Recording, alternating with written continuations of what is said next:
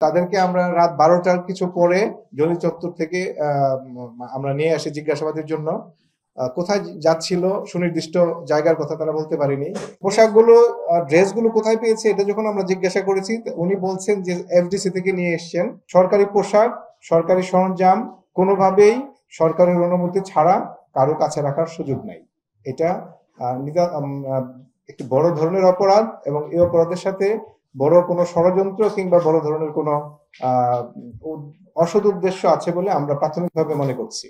তারা প্রাথমিকভাবে জানিয়েছিল যে তারা শুটিং করতে যাচ্ছে। তো শুটিং করার জন্য আনুষঙ্গিক বেশ কিছু বিষয় লাগে।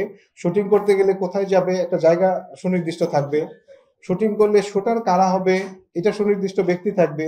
শুটিং করলে ক্যামেরাম্যান কারা হবে এই জিনিসগুলো থাকবে।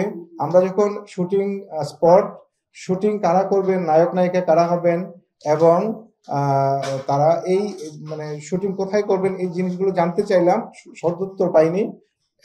তদুপরি যাদের নাম তারা বলেছেন তাদের সাথে যোগাযোগ করে তারা এই বিষয়গুলো জানেন না। কারো কারোর সাথে যোগাযোগ করা যায় না, এবং যেখানে যোগাযোগ করেছে তারা জানেন না যে তাদের শুটিং আছে। তার মানে তার যে বক্তব্যটা আপাত দৃষ্টিতে বানোয়াটি মনে হচ্ছে।